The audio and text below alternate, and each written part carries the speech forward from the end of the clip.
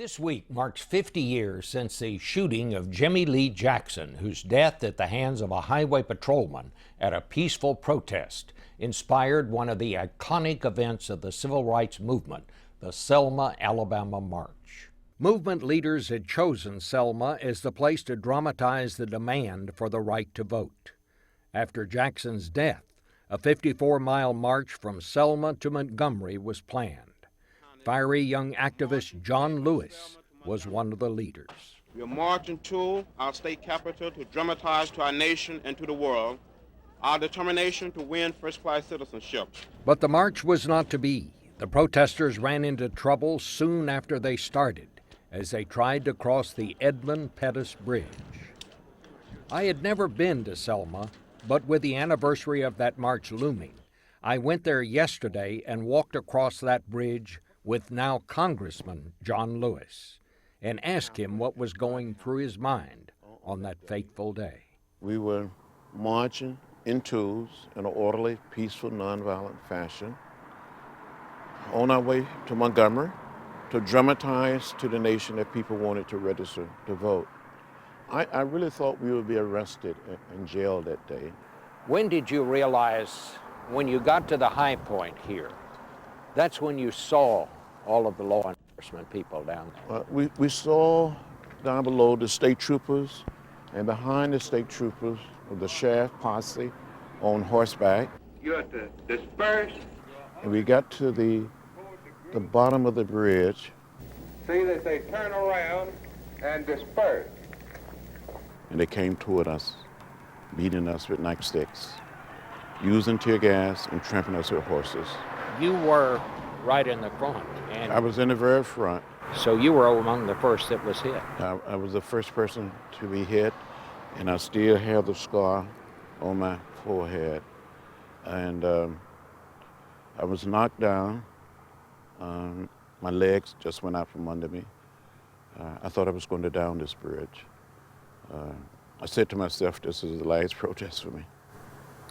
What happened? Do you remember anything after that? I remember being back at the church. I don't even recall how I got back to the church, but apparently someone carried me back, and I guess I become conscious, and someone asked me to say something to the audience, and I stood up and said, I don't understand it, how President Johnson can send troops to Vietnam and cannot send troops to Selma, Alabama to protect people who only desires to register to vote.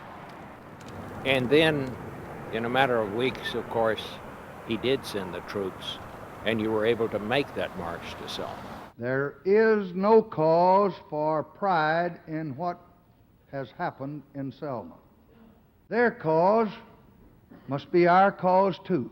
Yeah, 2 weeks later, after President Johnson delivered that speech, we did make the march all the way from Selma to Montgomery.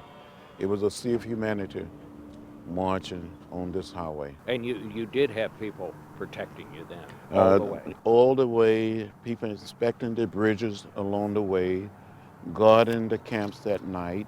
It was our military. It was our military at its best. You know, Congressman, a lot of people who were not there, who didn't know how it was, they don't know how different it is now. Well, it's a different world. Back in 1965, only 2.1% of blacks of voting age were registered to vote in this county.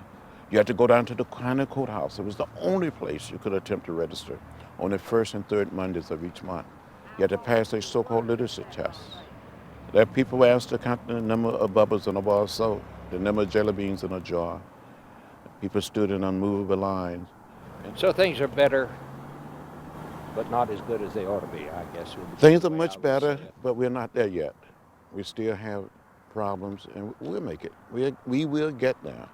Selma was the turning point. More on our conversation in a minute, and the very different reception John Lewis got when he returned for the first time in 50 years to Selma's courthouse. Dallas County. Well, good to be circumstances. Good to see Glad you. to have you. Yes, it's so different. This time, Judge Kimbrough Ballard came out to greet him. Well, good to have you. Well, You're thank more than welcome this time. Well,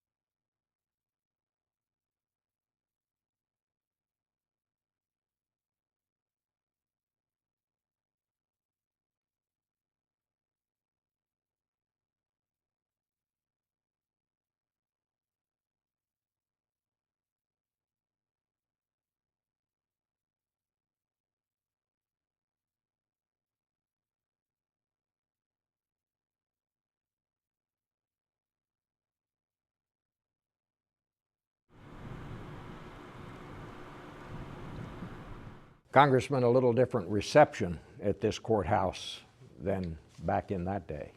Well, it's altogether a vast difference from more than 50 years ago. I remember being arrested near this courthouse, walking around with signs saying "one man, one vote." 1963, 64, 65, it was very hard and very difficult for the average African-American citizen to become a registered voter here in Dallas County and Selma.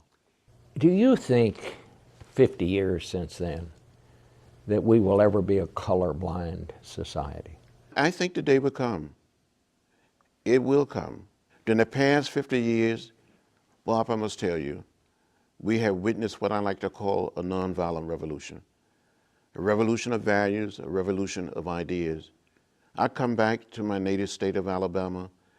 I visit places where I grew up, and I see little black children, little white children, little Latino children in some of those same schools, working and studying together.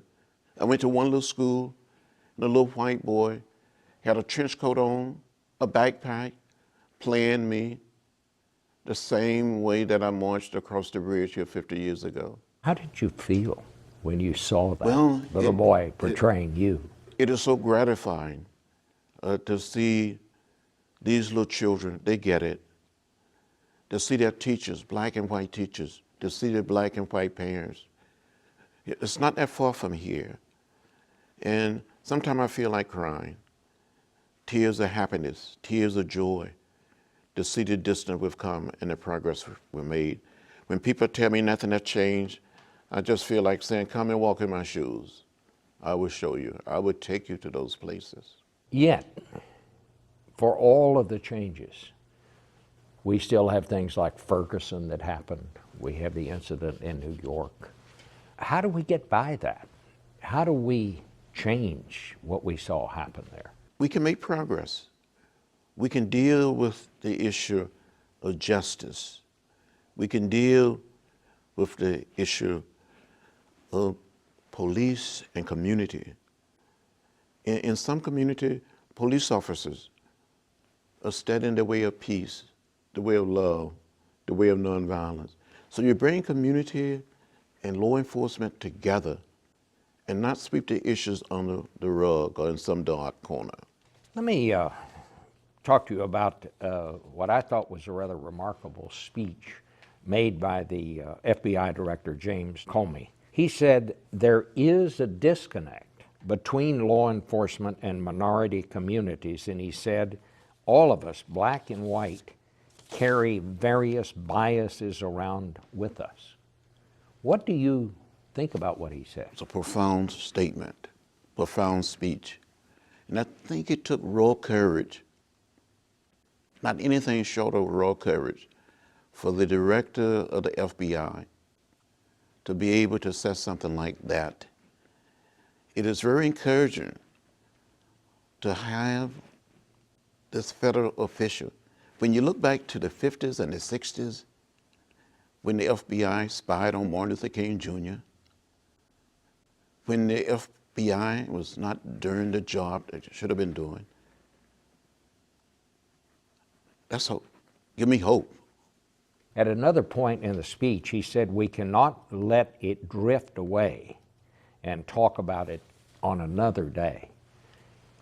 Have we let Ferguson drift away in some of these other incidents? I think we have let Ferguson drift away, and we only operate for that moment. We just cannot operate and think about Ferguson in some other community for a day or for a week or maybe a few months. We have to deal with it here and now. If not, there will be other Ferguson. Do you think those brave people who came across that bridge with you, do you think they realized the impact that that day would have? When we were marching across that bridge, just simple saying people wanted to register to vote, wanted to participate in the democratic process. I don't think as a group we had any idea that our marching feet across that bridge would have such an impact 50 years later. If it hadn't been for that march across the Pettus Bridge on Bloody Sunday, there would be no Barack Obama as President of the United States of America. Congressman, it's always a pleasure to talk to you. Thank you. Well, thank you very much, Bob, for having me.